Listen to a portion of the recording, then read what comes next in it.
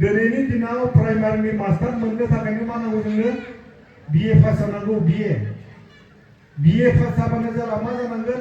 DLED pass जानांगोन बा DLEDखौबा बिमा बिफाफ्रा मिथिगौना मिथिया DLEDखौबा मिथिगौना मिथिया DLED पास जानांगोन DLEDआव बेसे फरायनांगोन बोसोरनै आरो DLED फरायनो थाखायनो एन्ट्रेन्स लिरनांगोन एन्ट्रेन्सआ पास खालामदो DLEDआ फरायदो बोसोरनै जेब्ला गभर्नमेन्टआ टेट फोसावगोन बे टेटखौ पास खालामबानो प्राइमारिनि मास्टार मोनबाय दा पास जाबानो जाला हमना ला बे बोसोराव प्राइमारिनि मास्टार पस्टआ दं 5,000 पास खालामदों 50,000 दाना अब्ला माबोरै मोनगोन गोजौनिफ्राय लाबोयै जेराव 5,000 हाबथागोन 50,000 पास जादोंब्लाबो गैला दाना माबायदि जागोन प्राइमारिनि मास्टार मोननो दाना एमइ स्कुलनि मास्टार नांगौ जोंनो एमइ स्कुलनि मास्टार मोननो थाखाय जोङो BAK ग्रेजुवेट जानांगोन DLED पास जानांगोन बिनि उनावसो टेट फोसावगोन टेट पास खालामनांगोन बिनि उनावसो एमइ मोनगोन दाना हाई स्कुलनि मास्टार मोननो थाखाय जों बेसेबां फरायनांगोन दिनैनि दिनाव जाय स्कुला हाई स्कुला सिंगल बियो ग्रेजुवेटबाबो जायो ओमफ्राय जाय हाई सेकेन्डारि दंफायो बे MA जाथारनांगोन दाना ग्रेजुवेट आरो MA ल' जाला BEd फरायनांगोन दा बिमा बिफाफ्राबा BEdखौ मिथियोना मिथिया BEdआव जों बोसोरनै फरायनांगोन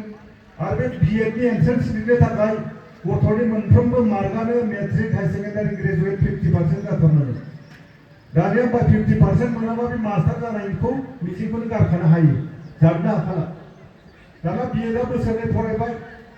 पास खालामबाय टेट फोसावोबा खालामदो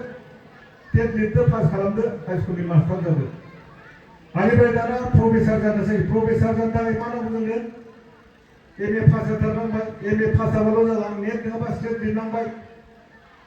दाना नेट स्लेटजों जालालाय PhD नांबाय दाना PhD बा मा बेसाद बेखौ जों न'खरनि बिमा बिफाफ्रा मिथिनांगोन नेट स्लेटआ मा बेसाद बेखौ बिमा बिफाफ्रा मिथिनांगोन नेट स्लेटनि थाखाय जाय स्कुल गैया कलेज गैया बेनि थाखाय जों निजायै एन्ट्रेन्स लिरहैनांगोन पास खालामदो पास खालामनायनि उनाव PhDनि थाखाय बोसोरबा फरायदो MA पास खालामनानैनो 50 बोसोर बा 30 बोसोरा थांखाबाय दा जानांगौ नोंथांमोनाव MA पास जानाय दं सिम्पल MA बिथांमोना नेट लिरनो थाङो गोबां जायगानि मानसिफोरखौ जों नुयो नेट लिरनो थाङो हरसे जौ लोंनानै थाहैयो गुरुत्वआनो गैया दाना बिदिसो बोरै जानो दाना जाय फरायसाया नेट पास खालामो JRF फोनांनो हायो बे गुदिया जुदि साइन्सनिब्ला PhD फरायबाय थानायावनो 43,000 मासाव मोनबाय थायो 43 बोसोरबा न'आवसो उल्था हरफिनलायनो हायो फरायनाय समाव ओमफ्राय जायफोरा आर्ट्सनि बिथांमोना जुदि JRF फोनांनो हायोब्ला बिथांमोना 30,000 मासावनो मोनबाय थायो दाना माथो लस दं दाना बेखायनो आं खावलायगोन नैबे गामिनि मानसिफोरा बिमा बिफाफ्रा बे बाथ्राखौ मिथिनांगोन ओमफ्राय जायफोर गोरोंफोर बिथांमोना मास मोनसेयाव नङाबा मास मोननैजों गेजेर खनसे गामिनि मानसिफोरखौ एसे बुजायनाय बायदियै जुदि बे बाथ्राखौ सानफ्रोमबो खोमायाव सोनानै होबाय थायोब्ला नलेज मोनोब्ला जानो हागौ बे लामाखौ मोननायाव गोरलै जागोन बेनिफ्राय जायफोरा डाक्टर जानो गोसो दङ बिथांमोनाथ' साइन्स फरायखानांबाय दाना साइन्स फरायबाल' जानाय नङा डाक्टर जानोबा जों मा फरायनांथारगोन साइन्सखौ फरायनायजों लोगोसे साबजेक्टआ थिग जानांगोन बाय'लजि थानांगोन फिजिक्स केमेस्ट्रि दाना बेयाव मेथ्सखौ बारा इन्टारेस्ट गैया मेथ्सआ एसेबां गोनांथि नङा दाना बेखौ मोजाङै फरायदो पास खालामदो दाना जेब्ला नीट एग्जामनि एन्ट्रेन्स होयो दाख्लैबावै मेनि 3 तारिखआव जालांबाय नाथाय गभर्नमेन्टआ बोरै मा खालामदों नेटनि बे एन्ट्रेन्सआनो पेपारानो लिक जाबाय केन्सेल जाबाय 22 लाख खुदियाफोरा लिरदोंमोन दा मा जागोन दाना नीटखौ पास खालामदो डाक्टर फरायदो बोसोरथाम डाक्टर जानायनि उनाव गामि गफायाव बोसोरसे बोसोरनै ट्रेनिं बायदि लाफैदो नेक्स्ट आरो मा स्पेसियेल फरायनो फरायलायदो दाना जों इन्जिनियार जागोन इन्जिनियार जानो थाखाय साइन्स फरायथारनांगोन दाना साइन्स फरायबाल' जानाय नङा साबजेक्टआ थिग जानांगोन केमिस्ट्रि फिजिक्स आरो मेथ्सआ थाथारनांगोन फरायबाय हाई सेकेन्डारि पास खालामबाय दाना जों मा नांगोन JEE बेखौ एन्ट्रेन्स लिरथारनांगोन बेखौ पास खालामनो हानांगोन पास खालामनो हाबासो नोङो इन्जिनियार फरायनो हाबाय दाना बेफोर बाथ्राखौ बिमा बिफाफ्रा नलेजाव थानांसिगोन अब्लासो गावनि खुदियाखौ बहा थांनांगोन बोजों लामाजों थांनांगोन बेखौ मिथिगोन नङाबा दौ दाब्ला गोदोनि बे समा गैला खाफालाव मा दं होननाया बे गैला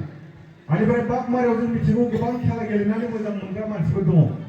दाना बे बागमारानि खेला गेलेनानै मोजां मोनग्रा खुदियाफोरखौ मा खालामनांगोन बिटेक फरायनांगोन हाई सेकेन्डारि पास जानाय आरो ग्रेजुवेट बिथांमोना बिटेक माने मा बेचेलर अफ फिजिकेल एजुकेशन दाना बेखौ बोसोरनै फरायना फैदो बोसोरनै फरायना फैनायनि उनाव नोंसोर मा खालामदो हाई स्कुलनि सासे फिजिकेल इन्सट्राक्टर जाफैदो दा जोंनि जायगायाव सासेल' दं सालबारियाव कक्लाबारि हाई सेकेन्डारियाव मोनफैदों बेबो गुबुन क'क्राझारनिसो दा बेखायनो बेफोर बाथ्राखौ जुदि बिमा बिफाया मिथियोब्ला जोंनि खुदियानि जिउ दानायाव बबे लामाजों थांबा मा जायो बेखौ गोरलैयैनो लानो हायो दा बेखायनो बिमा बिफाफ्रा सांग्रां जानांगोन दा आं दिनै सासे कालचारनि मानसि हिसाबै दा नोंथांमोना बेयाव फांसन खुङै दिनै 15 बोसोर जाबाय दा बे 15 बोसोराव नोंथांमोननि गामियाव गुबुन जायगायाव मेथाइ खननानै फैसा लाबोग्रा सल' खननानै फैसा लाबोग्रा साबैसे आरजिनो हाखो दिनै आखाइ थिखांना 15 बोसोराव सासेबो गैया दाना दा मोनायाव बेयाव आर्टिस्ट लाबोगोन दामग्रा देग्रा लाबोगोन बिथांमोनाबो फैसा लांगोन आं दा बेयाव फैदों बेसेबां लांगोन आङो 50,000 लांगोन आं दा 50,000 हरबाय दं मालायनो हरबाय दं दाना गामियाव बोरै बानायनो हानांगोन जों गामियाव बोरै बानायनो हागोन रुपुहियाव मा दङ मिउजिक स्कुल दङ बेयाव गावबा गावनि खुदियाखौ मिउजिक स्कुलावहाय मेथाइ खननाय मोसानाय दामनाय देनायाव बेयावहाय जाय खुदियाया दामनाय देनायाव गोसो होयो जाय खुदियाया मेथाइ खननायाव गोसो होयो बे खुदियाया माब्लाबा ड्राग्स जाया ड्राग्सनिफ्राय जुदि गावनि खुदियाखौ बारग'होनोब्ला मिउजिकआव होथार सासे खुदिया मेथाइ खनबाय माने बे माब्लाबा ड्राग्स जाला